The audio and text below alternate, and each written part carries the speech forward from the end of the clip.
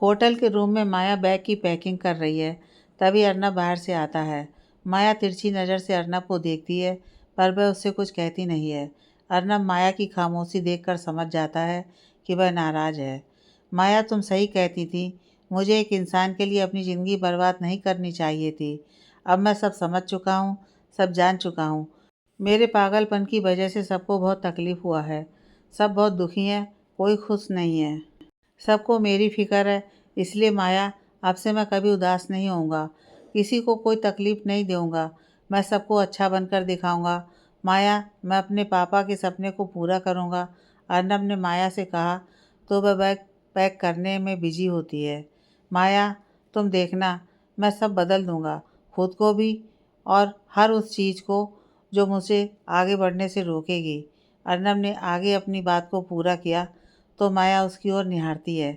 अर्नब मुस्कुराकर जवाब देता है, अब से मेरी ज़िंदगी में काजल का चैप्टर ख़त्म हो चुका है। मैं काजल के बारे में नहीं सोचूंगा। मैं उसे भुला दूंगा माया, उसे भुला दूंगा।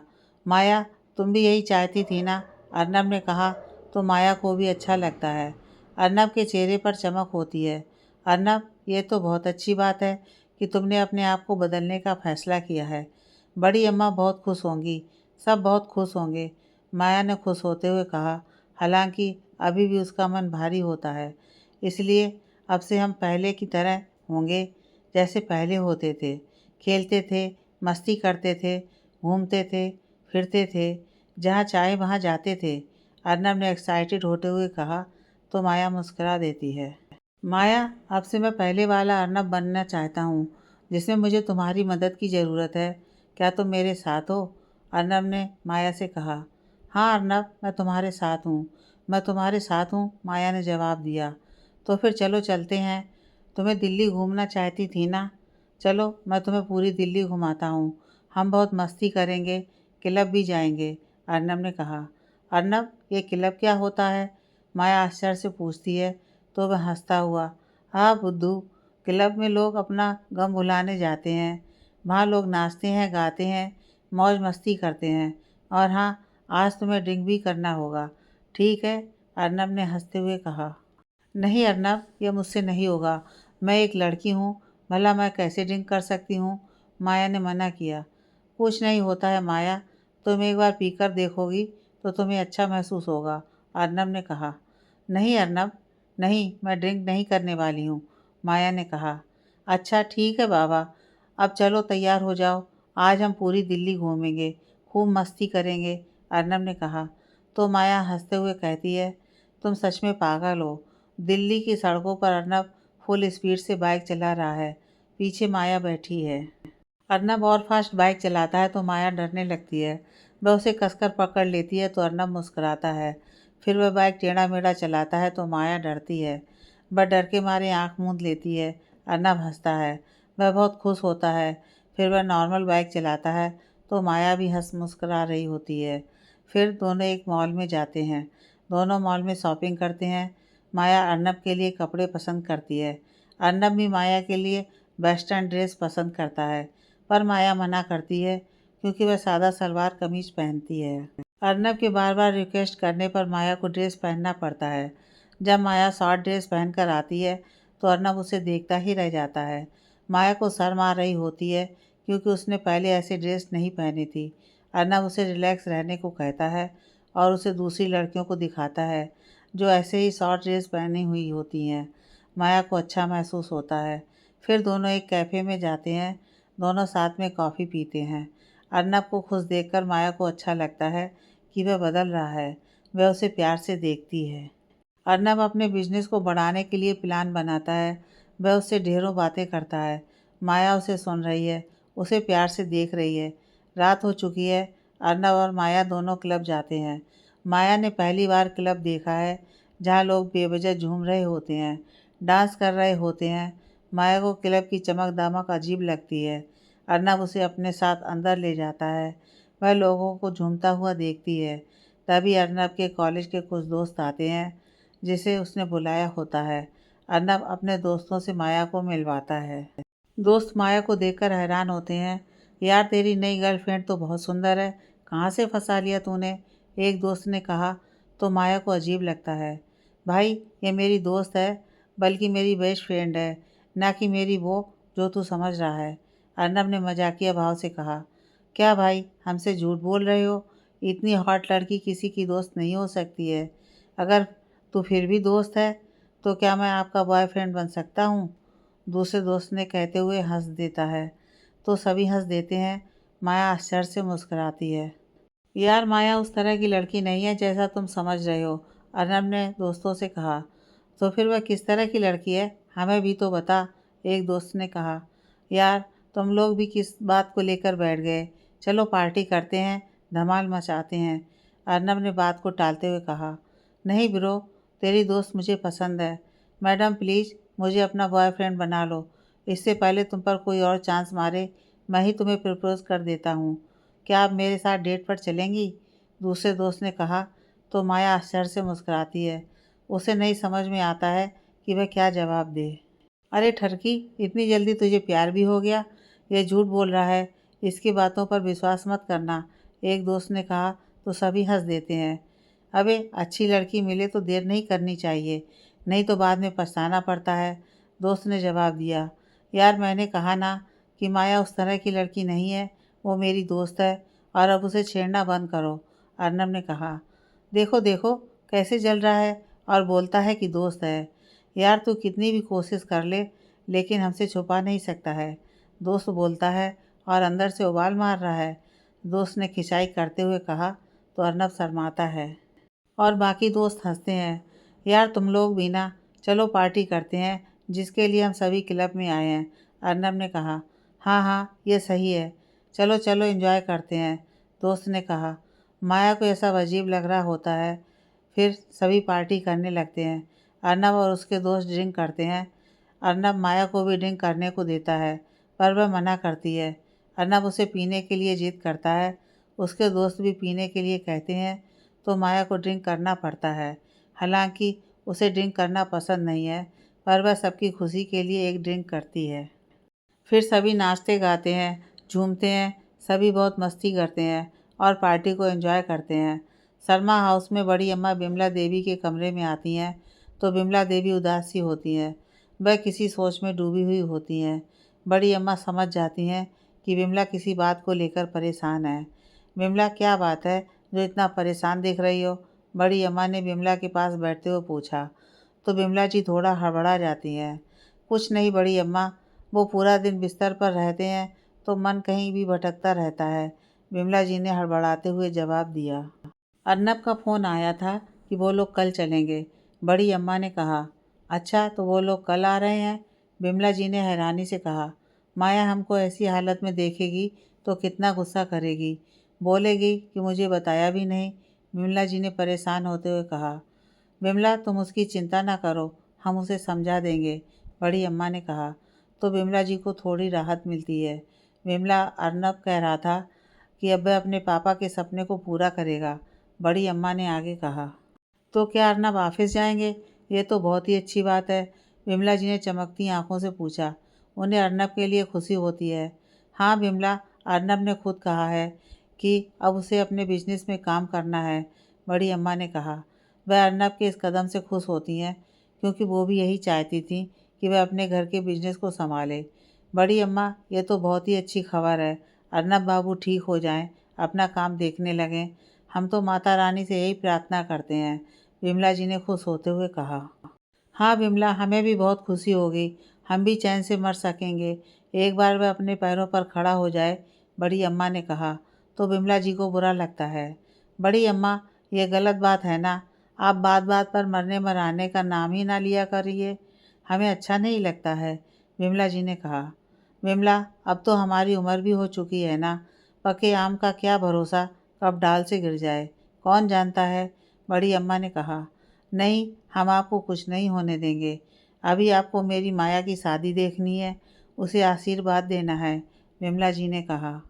हाँ विमला, तुमने तो हमारे मन की बात कह दी, अर्नब की शादी हो जाए और माया की भी शादी देख लें, यही हमारी इच्छा है, और कुछ नहीं चाहिए माता रानी से, बड़ी अम्मा ने चमकती आंखों से कहा। बड़ी अम्मा, सब ऐसा ही होगा, ऊपर वाला हम सबकी इच्छा को ज़रूर पूरा करेगा, लेकिन आप बात बात पर मरने मराने की बात ना किया करिए, नहीं तो हम अर्नब बाबू से आपकी शिकायत कर देंगे।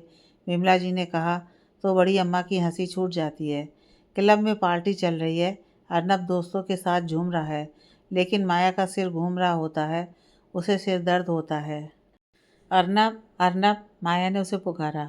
हाँ माया बोलो, अर्नब ने कहा।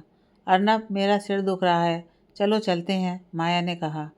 माया, अभी तो पार्टी शुरू हुई है, तुम एक काम करो, बाथरूम जाकर फ्रेश हो जाओ तो सर दर्द चला जाएगा, अर्नब ने कहा। तो मुझे बाथरूम तक लेकर चलो, माया ने कहा। अच्छा ठीक है, मेरा हाथ पकड़ो, अर्नब ने कहा। तो माया अर्नब का हाथ पकड़ लेती है। फिर अर्नब माया को संभालते हुए बाथरूम तक ले जाता है। माया का सिर घूम रहा होता है, उसे तेज सिर दर्द हो रहा होता है। माया, बाथरूम जाओ, अगर सिर दर्द ठीक नहीं होता है तो हम फिर होटल चलते हैं, अर्नब ने माया से कहा। तो वह लड़खड़ाते हुए बाथरूम के अंदर जाती है। अर्नब बाहर ही खड़ा रहता है। हे अर्नब, तू यहाँ क्या कर रहा है? चल आना, ड्रिंक करते हैं, एक दोस्त ने कहा। तू चल यार, मैं आ रहा हूँ, अर्नब ने उसे कहा। अरे यार चल भी, यहाँ लड़कियों के टॉयलेट के बाहर क्या कर रहा है? दोस्त ने उसका हाथ पकड़ते हुए कहा। भाई माया बाथरूम में है, अर्नब ने कहा। तो वो आ जाएगी, तू चल मेरे साथ, तेरा पैक इंतज़ार कर रहा है, दोस्त ने अर्नब को अपने साथ ले जाते हुए कहा। तो अर्नब हड़बड़ाते हुए बाथरूम की ओर देख रहा है। यार माया, दोस्त उसे अपने साथ ले जाता है। फिर दोनों ड्रिंक करते हैं और पार्टी करते हैं। शर्मा हाउस में दोनों बहुएं किचन में खाना बनाने में लगी हुई हैं। जेठानी जी, आज तो मज़ा ही आ गया, मेरा दिल बहुत खुश है। देखा नहीं विमला देवी को कैसी मिर्ची लगी थी, छोटी बहू ने खुश होते हुए कहा। तो बड़ी बहू सब्जी बनाते हुए मुस्कुराती है। छुटकी, ये तो शुरुआत है, अब से इन माँ बेटी का जीना हराम कर देंगे। खुद नौकर होकर बिस्तर पर पड़ी है और हमसे काम करवा रही है, बड़ी बहू ने शैतानी मिजाज से कहा। बिल्कुल जेठानी जी, और उस अर्नब के बच्चे का भी कुछ करना पड़ेगा, जब तक वो है तो हम हमारे बच्चे के लिए कुछ नहीं कर पाएंगे, हम कभी अपने मकसद में कामयाब नहीं होंगे, छोटी बहू ने कहा। यही तो हमें भी नहीं समझ में आ रहा है कि उसका क्या करें, उसे कैसे रास्ते से निकालें, कुछ तो करना पड़ेगा छुटकी, कुछ तो करना पड़ेगा, बड़ी बहू ने कहा। पहले इन माँ बेटी को भगाते हैं, उसके बाद उसे भी हटा देंगे, आखिर वह अकेला कर भी क्या लेगा, छुटकी ने कहा। वैसे आज तो बिमला देवी का चेहरा देखने लायक था, कैसे आंसू टपका रही थी। मेरे कलेजे को बड़े दिनों बाद सुकून मिला है, जेठानी मुझे बहुत खुशी हुई है, छोटी बहू ने कहा। छुटकी, तुम जरा धीरे से बोला करो, कहीं उस बुढ़िया ने सुन लिया तो बेकार में हंगामा करेगी, तुम तो जानती ही हो इस उम्र में भी उसके कान बड़े तेज हैं, बड़ी बहू ने कहा। हाँ जी वो ठीक है, पर आज मज़ा तो आया ना, छुटकी ने खुश होते हुए कहा। पगली, ज़्यादा चहक मत, चल जल्दी जल्दी हाथ चला, नहीं तो बुढ़िया आती ही होगी, खाना नहीं बनेगा तो 100 बातें सुनाएगी, बड़ी बहू ने सब्जी चलाते हुए कहा। तो छुटकी मुंह बिचकाती है। माया बाथरूम से बाहर आती है, उसका सर भारी है, उसे तेज सिर दर्द हो रहा है, वह लड़खड़ाते हुए जाती है। वह क्लब के अंदर नहीं जाती है, बल्कि क्लब से बाहर चली जाती है। वह अर्नब को ढूंढ रही है, लेकिन वह तो क्लब के अंदर होता है, उसे सब घूमता हुआ दिखाई दे रहा है। सड़क पे गाड़ियां दौड़ रही हैं, तभी उसे तेज सिर दर्द होता है और वह बेहोश होकर गिर जाती है। अर्नब दोस्तों के साथ पार्टी कर रहा है, वह ड्रिंक पे ड्रिंक पी रहा है, दोस्त पार्टी को एंजॉय कर रहे हैं, अर्नब झूमता है। तभी उसे ध्यान आता है कि माया अभी तक बाथरूम से नहीं आई है। वह पार्टी में देखता है कि शायद वह कहीं पार्टी में हो, लेकिन वह कहीं नहीं दिखती है। फिर वह बाथरूम जाता है, एक लड़की से कहता है कि क्या कोई लड़की अंदर है, उसका नाम माया है। वह लड़की बाथरूम के अंदर जाती है और कुछ ही देर में वापस आती है। वह बताती है कि अंदर कोई नहीं है। अर्नब को टेंशन होने लगता है कि माया कहाँ है। फिर वह क्लब के अंदर आता है और अपने दोस्तों को बताता है कि माया नहीं मिल रही है। फिर सभी दोस्त मिलकर माया को ढूंढते हैं। अर्नब परेशान होने लगता है, वह उसे फ़ोन भी लगाता है, लेकिन माया का मोबाइल बंद आ रहा है। अर्नब को टेंशन होने लगता है कि माया कहाँ जा सकती है। वह बीमार थी, उसे सिर दर्द हो रहा था, माया को अकेला नहीं छोड़ना चाहिए था। अर्नब परेशान होते हुए क्लब से बाहर जाता है। वह गार्ड से पूछता है, गार्ड्स कहता है कि उसने किसी लड़की को नहीं देखा है। अर्नब को और टेंशन होती है, उसके दोस्त भी परेशान होने लगते हैं। वह सड़कों पे जाता है, माया को पुकारता है, माया माया, लेकिन माया उसे कहीं नहीं दिखती है। उसे माया की फ़िक्र होने लगती है। तभी उसे माया की सैंडल दिखाई देती है। वह उस तरफ भागता है, सैंडल उठाकर देखता है कि वह माया की सैंडल होती है जिसे उसने आज ही मॉल में ख़रीदा था। अर्नब का दिमाग काम करना बंद कर देता है। यह माया की सैंडल है, तो फिर क्या किसी ने उसका किडनैप किया है? एक दोस्त ने कहा। तो अर्नब उसे हैरानी से देखता है। उसका दिल ज़ोर से धड़कता है। भाई माया वो दिल्ली में नहीं है, वो किसी को नहीं जानती है। सब मेरी गलती है, मुझे उसे अकेला नहीं छोड़ना चाहिए था, अर्नब ने परेशान होते हुए कहा। वह अपना सर नोचने लगता है। उसे माया की फ़िक्र होती है। भाई तू टेंशन मत ले, हम माया को ढूंढ लेंगे। एक काम करते हैं, पहले आगे तक जाकर देखते हैं, शायद वो मिल जाए, नहीं तो फिर पुलिस में कंप्लेन लिखवाते हैं, एक दोस्त ने कहा। भाई मुझे बहुत डर लग रहा है, कहीं उसे कुछ हो ना जाए। भाई कुछ भी करो, उसे ढूंढ दो, अर्नब ने कहा। वह बहुत डरा हुआ है। यार तू रोना बंद कर, उसे कुछ नहीं होगा, हम उसे ढूंढ लेंगे, दूसरे दोस्त ने कहा। चलो जल्दी चलते हैं अर्नब, तू मेरे साथ आ जा। तू टेंशन मत ले, हम उसे ढूंढ लेंगे, उसे कुछ नहीं होगा, चल मेरे साथ आ जा, दोस्त ने बाइक स्टार्ट करते हुए कहा। तो अर्नब जल्दी से बाइक पर बैठता है। फिर सभी बाइक से जाने लगते हैं। चारों दोस्त अलग अलग एरिया में जाते हैं। अर्नब एक दोस्त है, वह माया माया पुकार रहा है। वह बहुत डरा हुआ है, घबराया हुआ है। वह सड़कों पर माया को पुकार रहा है, पागलों की तरह उसे ढूंढ रहा है। लोगों से पूछता है, माया की फ़ोटो दिखाता है, लेकिन माया उसे कहीं नहीं मिलती है। वह बहुत परेशान हो जाता है। माया को फ़ोन भी लगाता है, लेकिन कोई फ़ायदा नहीं होता है। माया उसे कहीं नहीं मिलती है। उसे बहुत टेंशन होने लगती है। 2 घंटे हो जाते हैं, माया का कहीं कोई पता नहीं चलता है।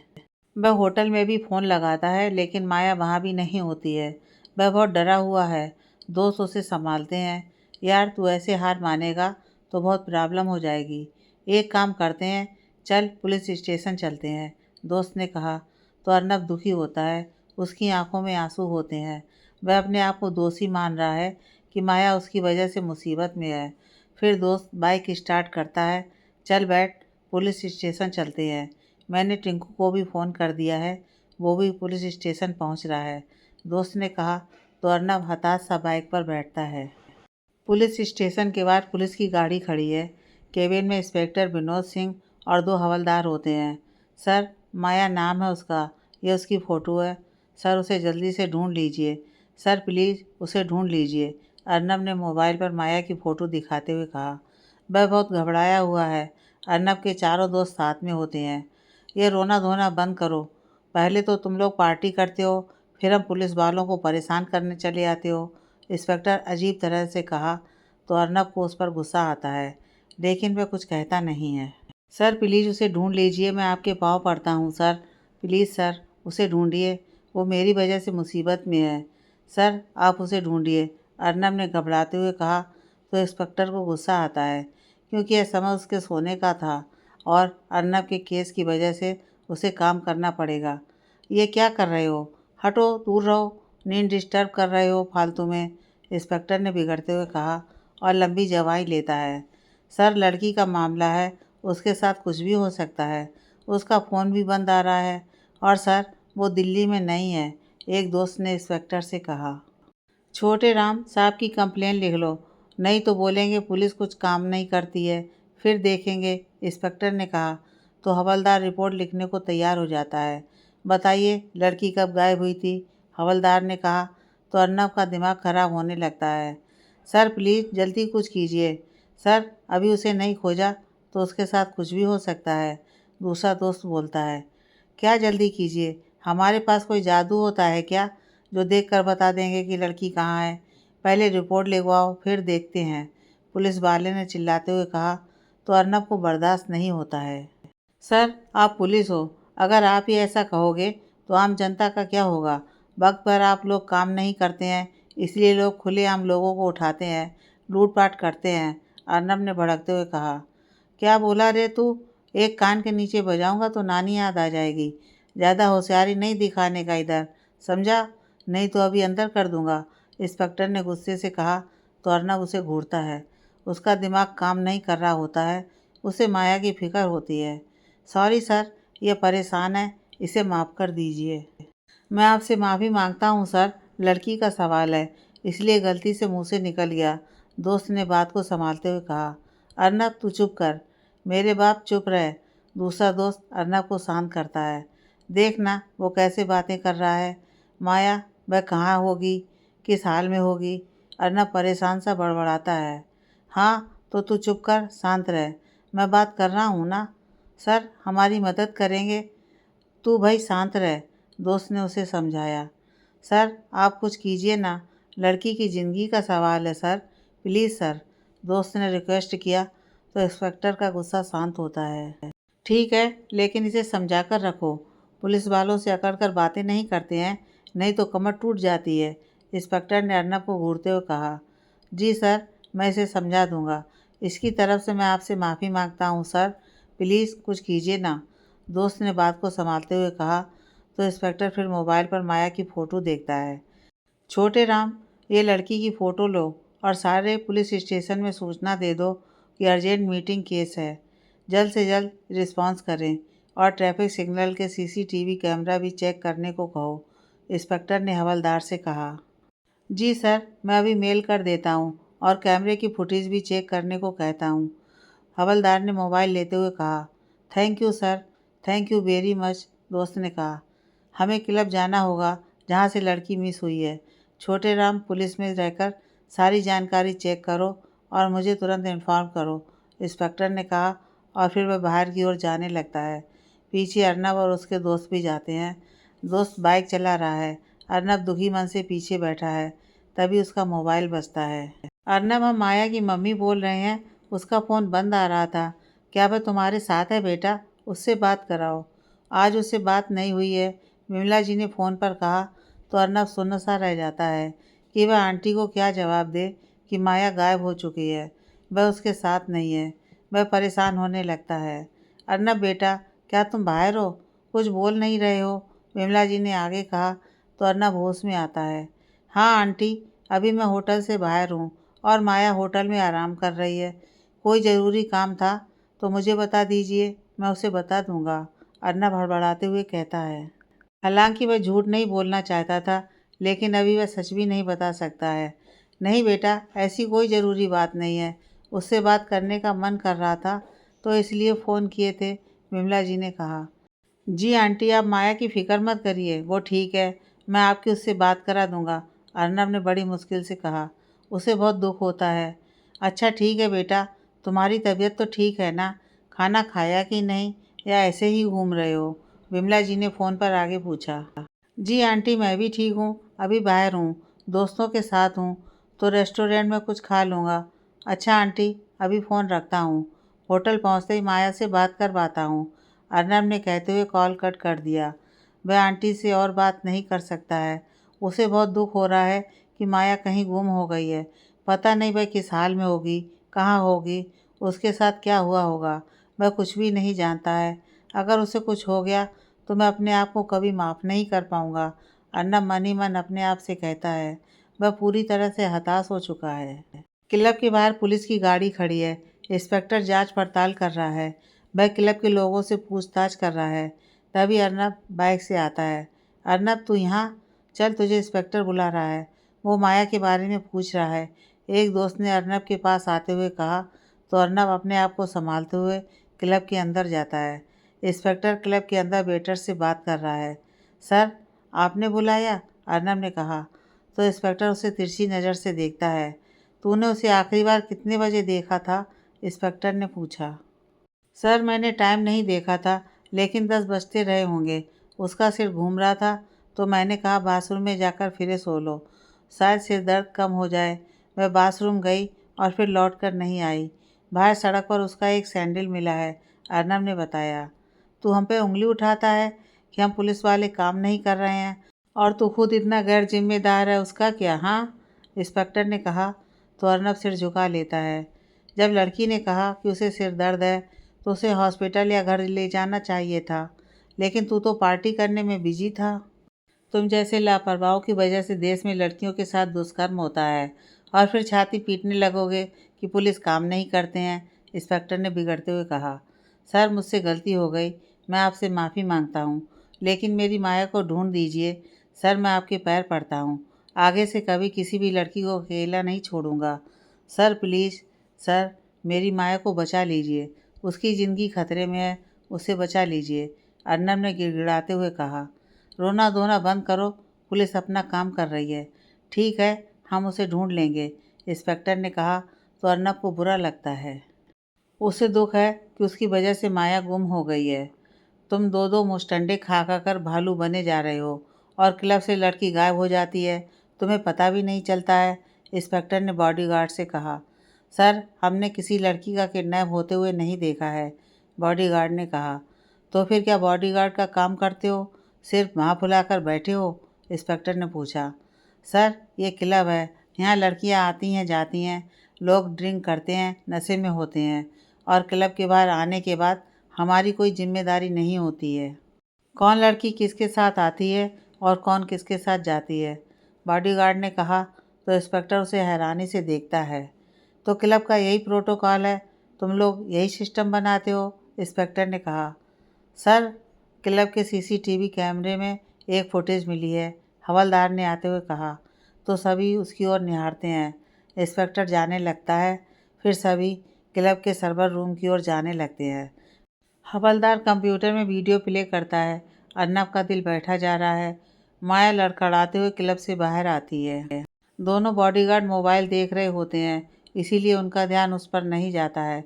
माया लड़खड़ाते हुए सड़क पर आती है, उसके पैर ज़मीन पर ठीक से नहीं पड़ रहे होते हैं। वह अपना सिर पकड़ी होती है और अचानक से बेहोश हो जाती है।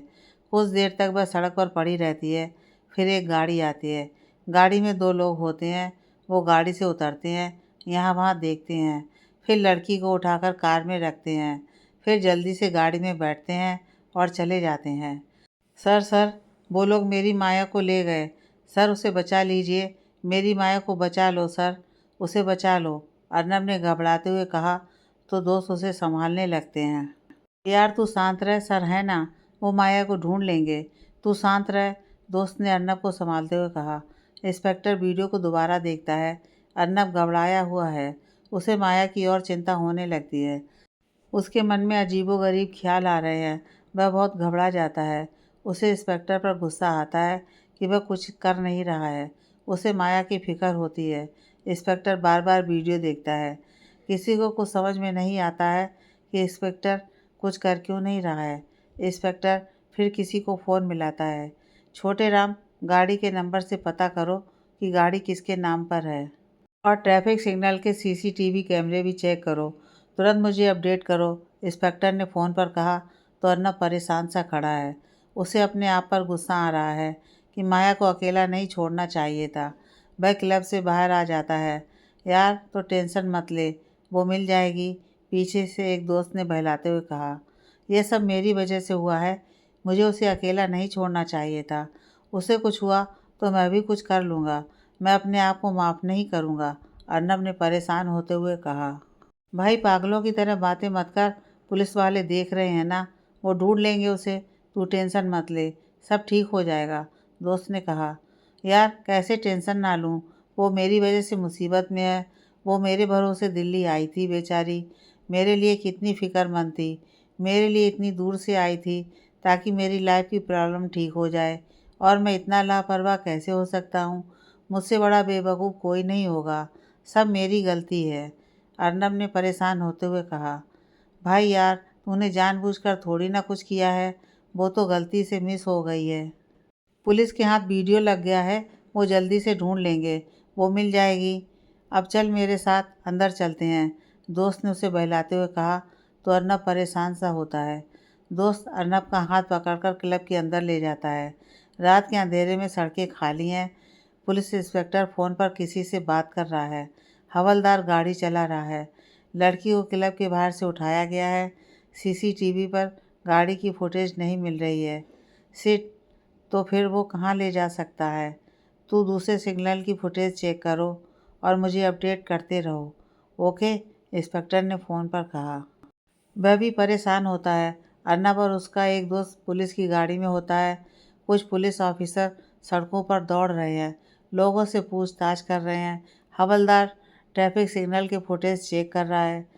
सर, गाड़ी किसके नाम पर है उसका पता चल गया है, मैं आपको डिटेल भेज रहा हूँ। इंस्पेक्टर को फ़ोन पर हवलदार बताता है। ठीक है छोटे लाल, जल्दी गाड़ी के मालिक का एड्रेस भेजो, इंस्पेक्टर ने फ़ोन पर कहा। तो अर्नब का दिल बैठा जा रहा है, उसका दिमाग काम नहीं कर रहा है। हमें गाड़ी के मालिक का एड्रेस मिल गया है, हम वहीं जा रहे हैं, देखते हैं क्या सीन है। तुम टेंशन मत लो, हम लड़की को ढूंढ लेंगे, पुलिस ने अर्नब से कहा। तो अर्नब परेशान सा होता है। दोस्त उसके कंधे पर हाथ रखकर दिलासा देता है। भाई वो मिल जाएगी। हवलदार गाड़ी चला रहा है। इंस्पेक्टर फिर किसी को फ़ोन मिलाने लगता है। अर्नब का दिमाग जवाब दे रहा है कि माया के साथ कुछ गलत ना हो, वो ठीक हो, सही सलामत हो। लेकिन दूसरे ख्याल उसे सता रहे हैं कि कहीं गुंडों ने उसका रेप ना किया हो, उसे मार ना दिया हो। पुलिस की गाड़ी हॉर्न बजाते हुए जा रही है। इंस्पेक्टर विनोद फ़ोन पर किसी से बात कर रहा है। अर्नब परेशान घबराया हुआ सोच में डूबा है कि माया किस हाल में होगी। अगर वह उसे छोड़कर नहीं जाता तो वह उसके पास होती। तभी पुलिस की गाड़ी एक घर के सामने रुकती है। पुलिस इंस्पेक्टर गाड़ी से उतरता है। अर्नब भी गाड़ी से उतरता है। इंस्पेक्टर घर का दरवाज़ा खटखटाने लगता है। रात के 1 बज रहे हैं और इस समय सब सो रहे होंगे। इंस्पेक्टर लगातार दरवाज़ा खटखटा रहा है तो कुछ देर में एक औरत दरवाज़ा खोलती है। हम पुलिस हैं, डरने की ज़रूरत नहीं है। क्या यह महेश सिंह का घर है? इंस्पेक्टर ने उस औरत से पूछा। तो वह आश्चर्य से सभी को देखती है। वह नींद में होती है, उसे ठीक से समझ में नहीं आता है। मैडम, आपको घबराने की ज़रूरत नहीं है, हम पुलिस हैं। क्या ये महेश सिंह का घर है? इंस्पेक्टर ने उससे कहा। तो उसे कुछ समझ में आता है। हाँ जी सर, ये मेरे पति का घर है। पर सर, इस वक्त आप लोग मेरे घर में? क्या हुआ है सर? औरत ने आश्चर्य से जवाब दिया। तुम्हारे पति कहाँ हैं? इंस्पेक्टर ने पूछा। वो तो सो रहे हैं, लेकिन सर हुआ क्या है? आप लोग उनके बारे में क्यों पूछ रहे हैं? क्या किया है उन्होंने? औरत ने घबराते हुए पूछा। ये आपकी गाड़ी का नंबर है? इंस्पेक्टर ने मोबाइल पर गाड़ी के प्लेट के नंबर दिखाते हुए कहा। हाँ सर, ये मेरी गाड़ी का नंबर है और गाड़ी भी गैराज में है, औरत ने जवाब दिया। वह घबराई हुई है। सर, तो फिर लड़की भी घर में होगी, हवलदार ने कहा। तो अर्नब घर की ओर देखता है। कौन सी लड़की? आप किसकी बात कर रहे हैं? औरत ने घबराते हुए कहा। छोटे लाल, तुम बाहर रहो, अगर वो भागने की कोशिश करे तो उसे गोली मार देना और तुम दोनों मेरे साथ आओ, इंस्पेक्टर ने कहते हुए घर के अंदर चला गया। सर, मेरे घर में कोई लड़की नहीं है, आपको गलतफहमी हुई होगी सर। रुकिए, मेरी बात सुनिए, औरत ने इंस्पेक्टर के पीछे जाते हुए कहा। लेकिन इंस्पेक्टर बंदूक ताने हुए घर के अंदर जा रहा है। अर्नब और दोस्त इंस्पेक्टर के पीछे पीछे जाते हैं। इंस्पेक्टर एक कमरे में जाता है जहाँ गाड़ी मालिक सो रहा होता है। इंस्पेक्टर उसे एक लात मारता है तो वह हड़बड़ाते हुए नींद से जागता है। उसे समझ में नहीं आता है कि अचानक से उसके घर पुलिस कैसे आ गई। साले, लड़की का किडनैप करता है, लड़की को सड़क से उठाता है, कहाँ छुपा रखा है उसे? बता, कहाँ है लड़की? इंस्पेक्टर उसे मारते हुए कहता है। सर, मेरे पति ने किसी का किडनैप नहीं किया है, आप उन्हें क्यों मार रहे हैं सर? मेरे पति को छोड़िए, औरत ने अपने पति को बचाते हुए कहा। इंस्पेक्टर 3-4 तमाचा मारते हुए कहता है। साले, रास्ते से लड़की का किडनैप करता है, बता उसके साथ क्या किया है? रेप किया है, उसे बेच दिया है, कहाँ है वो? सर, मेरी बात सुनिए, मैंने लड़की का किडनैप नहीं किया है सर, उस आदमी ने कहने की कोशिश किया। तो इंस्पेक्टर उसे एक मुक्का मारता है तो उसकी औरत चीखती है। सर, मेरी पति को मत मारो, उन्होंने लड़की का किडनैप नहीं किया है। झूठ बोलता है, क्लब के बाहर से तूने ही लड़की को उठाया था। पुलिस से झूठ बोलता है, हमारे पास सीसीटीवी में फुटेज है, इंस्पेक्टर ने कहा। सर, इसे और मारिए, तभी सच बोलेगा। कहाँ छुपा रखा है मेरी माया को? क्या किया है उसके साथ? अर्नब ने गुस्से से कहा। सर, वो लड़की हॉस्पिटल में है, उस आदमी ने कहा। तो इंस्पेक्टर उसे मारने वाला होता है तो रुक जाता है। मैंने उसे सड़क पर बेहोश पड़ा देखा तो उसे हॉस्पिटल ले गया, सोचा कि वह बीमार होगी। मैंने उसका किडनैप नहीं किया था सर, मैंने तो इंसानियत के नाते उस लड़की की मदद किया था, उस आदमी ने कहा। तो इंस्पेक्टर शर्मिंदगी महसूस करता है। अर्नब चैन की सांस लेता है कि माया सुरक्षित है। तो पहले क्यों नहीं बताया? कम से कम मार खाने से तो बच जाता, इंस्पेक्टर ने उससे नज़रें चुराते हुए कहा। सर, आपने बोलने का मौका ही कहाँ दिया है, डायरेक्ट मारने लगे और मेरा ये हाल बना दिया, उस आदमी ने कहा। उसके मुंह से खून बह रहा है, उसकी औरत उसे संभाल रही है। भलाई का तो ज़माना ही नहीं रहा, बेवजह मेरे पति को जानवरों की तरह पीट डाला। एक बार पूछ तो लेते, औरत ने रोते हुए कहा। सॉरी भाई, मैं सर की तरफ से माफ़ी मांगता हूँ। सब मेरी गलती है, मैंने उसका ध्यान नहीं रखा था। मैं बहुत डर गया था कि कहीं उसके साथ कुछ गलत ना हो जाए, इसलिए मैं आपसे माफ़ी मांगता हूँ। अर्नब ने आगे बात को संभालते हुए कहा। तो वह आदमी उसकी भावनाओं को समझता है। कोई बात नहीं, बल्कि मैं तो हैरान हूँ कि दिल्ली पुलिस ने मुझे इतना जल्दी कैसे ढूंढ लिया। वो ठीक है, जाकर हॉस्पिटल में देख लो, उस आदमी ने कहा। Thank you very much. मैं आपका यह उपकार कभी नहीं भूल पाऊँगा। आपने बहुत काम किया है, अर्नब ने कहा। मैं भी सर की मार को कभी नहीं भूल पाऊँगा, उस आदमी ने कहा। तो छोटे राम की हंसी निकल जाती है, लेकिन इंस्पेक्टर की आंख दिखाने पर वह अपनी हंसी को कंट्रोल करता है। अगले दिन सुबह होती है। हॉस्पिटल के बाहर सफाई कर्मी सफाई कर रहे हैं। माया बेड पर लेटी हुई है। वह धीरे से आंख खोलती है तो खुद को हॉस्पिटल में पाती है। वह हैरान होती है कि वह हॉस्पिटल में कैसे आई। उसे कुछ याद नहीं आ रहा है। उसे अभी भी हल्का सिर दर्द हो रहा है। तभी अर्नब बाहर से आता है। अर्नब, मुझे क्या हुआ था और मैं हॉस्पिटल में क्यों हूँ? माया ने हैरानी से पूछा। तो अर्नब मुस्कुरा देता है। उसके हाथ में ब्रेड और टी है। तो तुम्हें कुछ याद नहीं है? अर्नब चाय की ट्रे को टेबल पर रखते हुए कहा। अर्नब, क्या मुझे याद नहीं है? तुम ठीक से बताओ, माया ने कहा। कुछ नहीं यार, मैं तो मजाक कर रहा हूँ, अर्नब ने जवाब दिया और उसके पास बैठ जाता है। तो फिर मैं हॉस्पिटल में क्यों हूँ? कुछ तो हुआ होगा। मुझे देखो, मुझे तुम सताओ मत और सच सच बताओ कि मैं हॉस्पिटल किस लिए आई हूँ, माया ने अर्नब को देखते हुए कहा। पहले तुम फ्रेश हो लो, फिर बताता हूँ। हमें आज दिल्ली से जाना भी है, तो जल्दी करो, अर्नब ने कहा। नहीं, पहले तुम मुझे बताओ कि मुझे क्या हुआ था। मुझे हॉस्पिटल लेकर क्यों आए हो? अर्नब प्लीज़ बताओ ना, माया ने जिद करते हुए कहा। अरे बाबा, कुछ नहीं हुआ था, तुम क्यों जिद कर रही हो? अर्नब ने कहा। तो क्या तुम मुझे दिल्ली के हॉस्पिटल की सैर करवाने लाए थे? माया ने बिगड़ते हुए पूछा। तो अर्नब हंस देता है। तुम तो कह रही थी कि तुम ड्रिंक नहीं करती हो, लेकिन तुमने इतना पिया कि तुम्हारा सिर दर्द करने लगा, और फिर क्या था, मुझे तुम्हें हॉस्पिटल लाना पड़ा। बस इतनी सी बात है, अर्नब ने कहा। मैंने तो पहले ही कहा था कि मुझे ड्रिंक नहीं करना है, लेकिन तुमने ही जिद किया था, और अभी भी मेरा सिर दर्द हो रहा है, माया ने मुँह बिचकाते हुए कहा। तो अर्नब मुस्कुरा देता है। कोई बात नहीं यार, तुम अभी भी हॉस्पिटल में हो, बोलो तो डॉक्टर को बुलाकर सुई लगवाए देता हूँ, अर्नब ने मजाक में कहा। सुई? नहीं नहीं अर्नब, मुझे सुई मत लगवाना, मैं ठीक हूँ, मुझे सिर दर्द भी नहीं हो रहा है, मुझे सुई से बहुत डर लगता है, माया ने डरते हुए कहा। तो अर्नब उसे और डराता है। डॉक्टर, पेशेंट को सुई लगा दो, उसे सिर दर्द हो रहा है। तो माया डर के मारे चीखती है। नहीं नहीं, तो अर्नब हंसता है। बस स्टॉप में लोगों का आना जाना लगा हुआ है। थैंक्स यार, तुम लोगों ने मेरी बहुत हेल्प किया है, तुम लोग नहीं होते तो पता नहीं मेरा क्या हाल होता, अर्नब ने दोस्तों से कहा। छोड़ना यार, जो गया सो गया। अच्छा बता, अब तो माया तेरी सिर्फ दोस्त नहीं है ना, एक दोस्त ने कहा। तो माया अजीब नज़रों से उन्हें देखती है। यार तुम लोग फिर शुरू हो गए, अर्नब ने कहा। भाई, मैं सिर्फ क्लियर कर रहा हूँ, अगर तेरा उसके साथ चक्कर नहीं है तो मैं अपनी सेटिंग कर सकता हूँ ना, तुझे तो कोई प्रॉब्लम नहीं होगी, दोस्त ने आगे कहा। अबे गधे, तू कितनी लड़कियों से सेटिंग करेगा? माया, तुम इसकी बातों पर मत आना, ये एक नंबर का गधा है, दूसरे दोस्त ने माया से कहा। तो सभी हंस पड़ते हैं। आप लोगों से मिलकर अच्छा लगा, माया ने सभी से कहा। और मैं भी ना, तो वही दोस्त फिर बोल पड़ता है। हाँ, आप भी कमाल के इंसान हैं, काफ़ी मजाकिया हैं, माया ने आश्चर्य से मुस्कुराते हुए कहा। तो फिर क्या मेरा कोई चांस है? दोस्त ने आगे पूछा। तो माया को अजीब लगता है। मतलब, आप किस बारे में बात कर रहे हैं? माया ने आश्चर्य से पूछा। हालांकि वह उसका मतलब समझ रही होती है। आपको दिल्ली पसंद है ना? दोस्त ने आगे पूछा।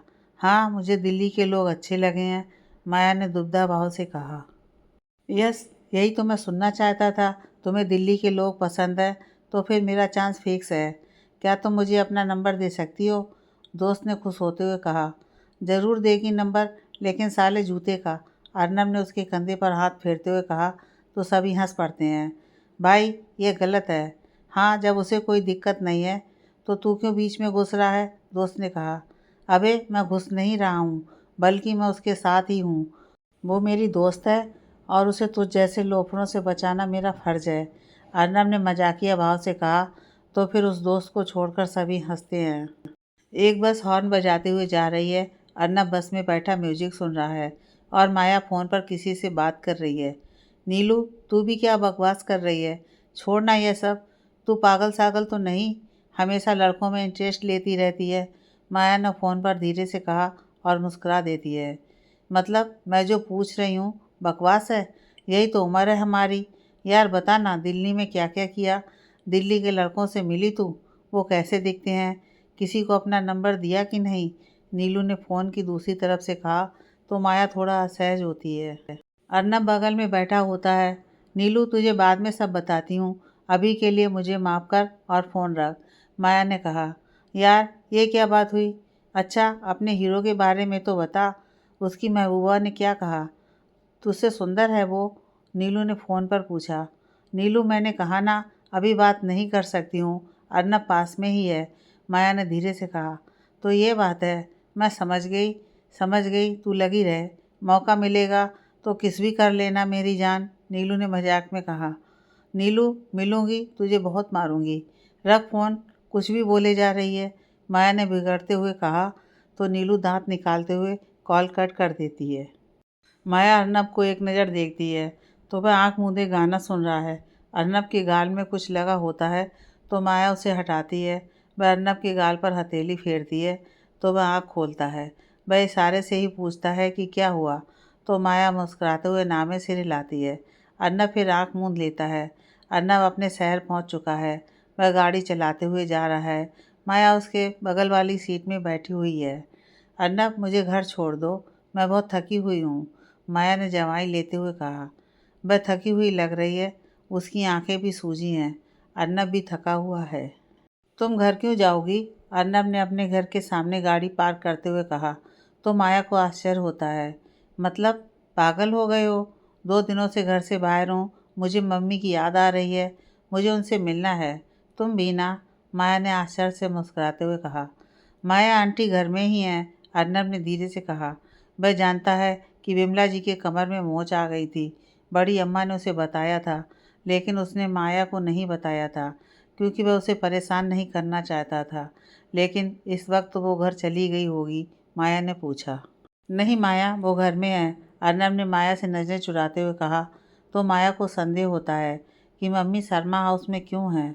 चलो तुम मिल लो उनसे, तुम सब समझ जाओगी, अर्नब ने आगे कहा और गाड़ी से उतर गया। तो माया परेशान सी गाड़ी से उतरती है। वह घर के अंदर आती है तो बड़ी अम्मा अर्नब को लाड़ दुलार कर रही होती हैं, लेकिन माया की आंखें अपनी माँ को देख रही हैं। शर्मा हाउस के सभी लोग दिख रहे होते हैं, लेकिन बिमला जी कहीं नहीं होती हैं। माया का दिल धक धक करने लगता है। एक नौकर उसे ही देख रहा होता है तो माया इशारे से पूछती है कि मम्मी कहाँ हैं। तो वह नौकर एक कमरे की ओर इशारा करता है। माया उस तरफ जाने लगती है। अर्नब माया को जाता हुआ देखता है। दोनों बहुएं मन ही मन मुस्कुरा रही हैं। माया डोर को धकेलते हुए अंदर जाती है तो विमला जी बिस्तर पर लेटी हुई होती हैं। माया मम्मी को बिस्तर पर देखकर घबरा जाती है। मम्मी, माया तुम आ गई, विमला जी ने पुकारा तो माया रोने लगती है और मम्मी के गले लग जाती है। मम्मी, मम्मी आपने मुझे बताया क्यों नहीं? माया ने रोते हुए मम्मी से कहा। माया हम ठीक हैं बेटा, तुम रो मत, जरा सी कमर में मोच आ गई थी, इसलिए तुमको नहीं बताए थे, विमला जी ने कहा। तो भी तो आपको बताना चाहिए था, माया ने गीली आंखों से कहा। माया हम अब ठीक हैं, तुम रोना बंद करो, ऐसे रोते नहीं हैं, विमला जी ने कहा। नहीं मम्मी, आपको मेरी ज़रूरत थी और मैं आपके पास नहीं थी, आप उठ भी नहीं सकती हैं, आपने मुझे क्यों नहीं बताया? मम्मी आपने ठीक नहीं किया है, माया ने सिसकते हुए कहा। उसे दुख है, किसी ने भी उसे नहीं बताया। माया तुम भी ना, क्यों छोटे बच्चे की तरह रो रही हो? कोई देखेगा तो क्या कहेगा कि इतनी बड़ी लड़की रोती है, विमला जी ने कहा। कहने दो जिसे जो कहना है, आपको कुछ हो जाता तो मैं किसके सहारे रहती, माया ने कहा। लेकिन माया ऐसी कोई बात नहीं है, बड़ी अम्मा तो कह रही थी कि माया को फ़ोन करके बुलवा लेते हैं। वो तो हमने ही मना किया था। विमला जी ने माया को समझाते हुए कहा। तो भी वह मुँह फुलाए होती है। उसे गुस्सा है कि उसे किसी ने भी मम्मी की मौज के बारे में नहीं बताया। शर्मा हाउस में हाल में बड़ी अम्मा बैठी हैं। अर्नब उनके पास बैठा हुआ है। बड़ी अम्मा, मैं कल से ही ऑफिस जाना चाहता हूँ ताकि काम को अच्छे से समझ सकूँ और फिर मैं पापा के बिजनेस को और बढ़ा सकूं, उनका सपना पूरा कर सकूं। अर्नब ने बड़ी अम्मा से कहा। यह तो बहुत बढ़िया है बेटा। एक काम करो, तुम मेरे साथ ऑफिस चलो, मैं तुम्हें सबसे मिलवा देता हूँ। फिर तुम अपना काम संभालो, थोड़ा हमारा टेंशन भी कम हो। बड़े चाचा जी ने कमरे से बाहर आते हुए बोले तो अर्नब उन्हें उत्सुकता बस देखता है। हाँ बेटा, यही सही रहेगा। तुम्हारे बड़े चाचा जी सही कह रहे हैं, तुम उनके साथ जाना, वो तुम्हारी सबसे जान पहचान करवा देंगे। बड़ी अम्मा ने कहा तो अर्नब मुस्कुरा देता है। थैंक यू बड़े चाचा जी, आपकी सपोर्ट के बिना तो मैं कुछ कर ही नहीं सकता हूँ। अभी तो मुझे बहुत कुछ सीखना है आप लोगों से, अर्नब ने कहा। ज़रूर बेटा, तुम अपना काम संभालो, हम भी यही चाहते हैं। बड़े चाचा जी ने अर्नब के सर पर हाथ फेरते हुए कहा तो अर्नब मुस्कुरा देता है। बड़ी अम्मा को बहुत खुशी होती है। बड़ी बहू अपने कमरे में टीवी देख रही है। तभी छोटी बहू कमरे में आती है। जेठानी जी, यह जेठ जी का दिमाग हिल गया है क्या, जो अर्नब को ऑफिस ले जाने की बात कर रहे हैं? छोटी बहू ने दांत पीसते हुए कहा तो बड़ी बहू को भी बहुत गुस्सा आता है। अगर ऐसा ही चलता रहा तो एक दिन वो इस घर का मालिक होगा और हम, हमारे बच्चे नौकरों की तरह ज़िंदगी जी रहे होंगे। छुटकी ने परेशान होते हुए कहा। छुटकी, गुस्सा तो हमें भी बहुत आ रहा है, लेकिन गुड्डू के पापा भी ना ज़रा नहीं समझते हैं। आने दो उन्हें, आज उनकी अच्छे से खबर लेती हूँ, बड़ी बहू ने गुस्से से कहा। जेठानी जी, खबर नहीं बल्कि उन्हें सही तरीके से समझाइए कि कुछ प्यार अपने बच्चों के लिए भी बचा कर रखें। सारा प्यार दुलार उस अर्नब के बच्चे पर लुटाते न रहें, छुटकी ने आगे कहा। छुटकी, खून तो हमारा भी बहुत खौलता है, लेकिन मैं तो अपने लोगों से ही हारी हूँ। आज गुड्डू के पापा को ठीक करती हूँ, उन्हें बहुत प्यार आ रहा है ना उस पर, आज उन्हें बराबर करती हूँ, बड़ी बहू ने कहा तो छुटकी गुस्से से लाल हुई जा रही है। मैं इसलिए आपके देवर जी की कमर को कसकर रखती हूँ ताकि वो सिर्फ मेरी बात सुने, ना कि अपना ही गला काट लें, छुटकी ने कहा तो बड़ी बहू को अंदर से बहुत गुस्सा आता है, लेकिन अभी वह कुछ कर नहीं सकती है। माया बड़ी अम्मा के सामने सकुचाई हुई खड़ी है। लेकिन माया, तुम्हें जाने की ज़रूरत ही क्या है, तुम भी यहीं पर रुक जाओ ना, जब तक बिमला ठीक नहीं हो जाती हैं, बड़ी अम्मा ने माया से कहा। नहीं बड़ी अम्मा, प्लीज़ मुझे गलत मत समझिएगा, लेकिन मुझे अपने घर में ही नींद आती है, इसलिए मैं मम्मी को लेकर जा रही हूँ, माया ने बड़ी अम्मा से कहा तो बड़ी अम्मा को थोड़ा अजीब लगता है। माया, क्या यह घर तुम्हारा नहीं है जो तुम्हें हमारे घर में नींद नहीं आएगी, बड़ी अम्मा ने कहा तो माया ना में सिर हिलाती है। हालांकि बड़ी अम्मा माया की व्याकुलता को समझ रही होती हैं, वह उनके घर में सकुचा रही है। नहीं नहीं बड़ी अम्मा, ऐसी बात नहीं है, हर इंसान को अपना घर ही पसंद होता है, वह वहाँ जैसे चाहे वैसे रह सकता है। प्लीज़ बड़ी अम्मा, हमें जाने दीजिए प्लीज़, माया ने मासूमियत से कहा तो बड़ी अम्मा मुस्कुरा देती हैं। ठीक है, तुम परेशान मत हो, हम सब समझते हैं, तुम जाओ, हम ड्राइवर को बोल देते हैं कि वो तुम्हें घर तक छोड़ देगा, बड़ी अम्मा ने सहजता से कहा तो माया मुस्कुरा देती है। थैंक यू बड़ी अम्मा, थैंक यू, माया ने खुश होते हुए कहा तो बड़ी अम्मा भी मुस्कुराती हैं। माया चहकते हुए वहाँ से जाने लगती है। बड़ी अम्मा आज बहुत खुश होती हैं क्योंकि उनका पोता अर्नब बदल चुका है, वह अब अपने बिजनेस को भी ज्वाइन करने वाला है, इसलिए बड़ी अम्मा की खुशी का ठिकाना नहीं है। माया गुस्साई हुई जा रही है, पीछे से अर्नब उसे पुकार रहा है। माया, माया रुको यार, मेरी बात तो सुनो, अर्नब ने कहा। बोलो, क्या कहना है तुम्हें, माया ने भुनकते हुए कहा। मुझसे नाराज़ हो, सॉरी यार, मैं तुम्हें बताना चाहता था, अर्नब ने कहा तो माया उसे गुस्से से पलट कर देखती है। अर्नब, मेरी माँ को मेरी ज़रूरत थी, मेरे सिवाय उनका कोई नहीं है और तुमने मुझे बताना भी ज़रूरी नहीं समझा। ऐसा नहीं होता है अर्नब, मेरी मम्मी मेरे लिए सब कुछ है, माया ने भावुक होते हुए कहा। माया, मैं जानता हूँ, लेकिन उस रात तुम खो गई थी, अर्नब ने कहा, जबकि वह कहना नहीं चाहता था, गलती से उसके मुंह से निकल गया था, तो माया को उस पर शक होता है कि वह उससे कुछ छुपा रहा है। क्या कहा तुमने, मैं खो गई थी, पर कहाँ, माया ने दुबदा भाव से पूछा। तो वह फंस चुका है कि अब वह क्या बोले। कुछ नहीं यार, छोड़ो इस बात को। चलो तुम्हें मैं घर तक छोड़ देता हूँ, अर्नब ने बात को टालते हुए कहा। अर्नब, तुम बात को टालने की कोशिश मत करो। इससे पहले मेरा दिमाग और ख़राब हो, तुम सच सच बताओ कि कहाँ खो गई थी मैं और कैसे। मुझे जानना है, नहीं तो तुमसे कभी बात नहीं करूँगी, माया ने बिगड़ते हुए कहा। तो सोच में पड़ जाता है। अर्नब, तुम चुप क्यों हो? बताओ मुझे, मुझे क्या हुआ था? तुमने क्यों कहा कि मैं गुम थी? तुम ऐसे तो नहीं बोलोगे? प्लीज़ मुझे बताओ, नहीं तो कभी तुमसे बात नहीं करूँगी, माया ने आगे अपनी बात पर जोर देते हुए कहा। तो अर्नब परेशान सा उसे देखने लगता है कि कैसे उसे बताए कि पिछली रात उसकी ज़िंदगी में कौन सा भूचाल आया था। माया उसके जवाब का इंतज़ार कर रही है। विमला जी बिस्तर पर लेटी हुई हैं, बड़ी अम्मा उनके पास बैठी हैं। जब तक अच्छे से ठीक नहीं हो जाना तो काम पर आने की ज़रूरत नहीं है, घर में अच्छे से आराम करना। बड़ी अम्मा ने विमला जी से कहा। तो विमला जी हाँ में सिर हिलाकर जवाब देती हैं। वह उठने की भी कोशिश करती हैं। अरे ये तुम क्या कर रही हो? लेटी रहो, अभी रामू सामू आएंगे और तुम्हें पकड़ कर ले जाएंगे, और कोई दिक्कत होगी तो सकुचाना नहीं, फ़ोन कर देना। ठीक है, बड़ी अम्मा ने कहा। विमला जी से कहा।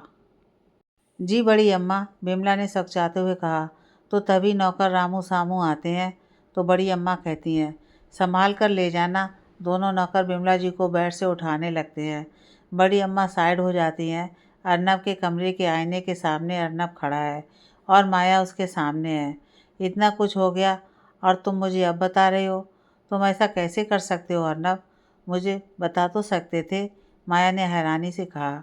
उसे विश्वास नहीं हो रहा है कि वह कल गायब हो गई थी और अर्नब ने उसे कैसे खोजा है। माया, मैं बहुत डर गया था, तो कुछ समझ में नहीं आ रहा था। मुझे लगा था कि मैंने तुम्हें खो दिया है।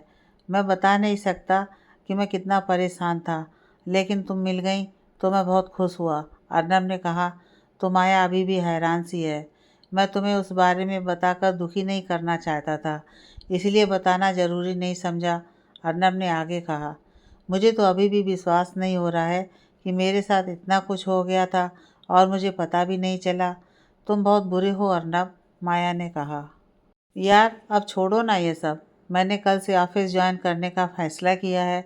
अब बहुत हो गया बचपना, अब मुझे बड़ा हो जाना चाहिए और अपने करियर पर फोकस करना चाहिए, अर्नब ने उत्सुकता बस कहा। तो माया को खुशी होती है। यह तो बहुत अच्छी बात है कि तुम ऑफिस ज्वाइन करने वाले हो, लेकिन तुम रहोगे बच्चे ही, माया ने मजाकिया भाव से कहा। तो अर्नब को अजीब लगता है। क्या मतलब है तुम्हारा कि मैं ऑफिस में काम नहीं कर सकता हूँ? अर्नब ने पूछा।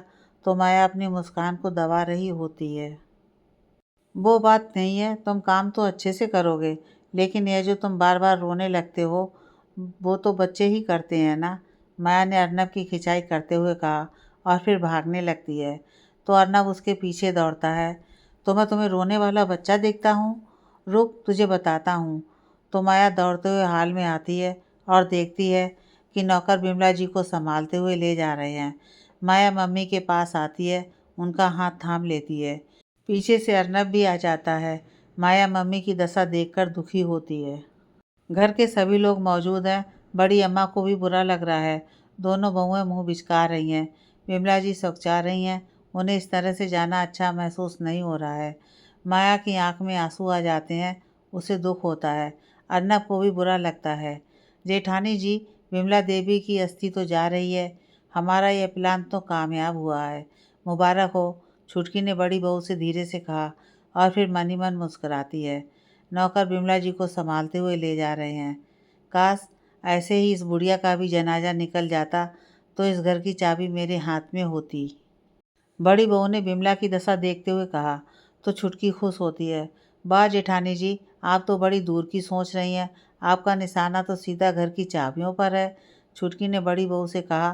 तो वह मुस्कुरा देती है। हमारे हाथ में होता तो कब का खेल ख़त्म कर चुके होते, लेकिन देखते हैं कि ये बुढ़िया और कितने दिनों की मेहमान होगी। क्यों अपने हाथ मैले करना, जब उसकी जाने की उम्र ही हो गई है तो, बड़ी बहू ने धीरे से कहा। तो छुटकी मगन होती है। नौकर बिमला जी को घर से बाहर ले जाते हैं। बड़ी अम्मा भी उनके साथ बाहर जाती हैं। चलो जेठानी जी, एक बला तो टली, छुटकी ने कहा। तो फिर दोनों हंसने लगती हैं। रात हो चुकी है, आसमान में बदली छाई हुई है। अर्नब छत पर अकेला ऐसे ही पड़ा है। वह आसमान की ओर निहार रहा है। एक पल के लिए उसे काजल की याद आती है।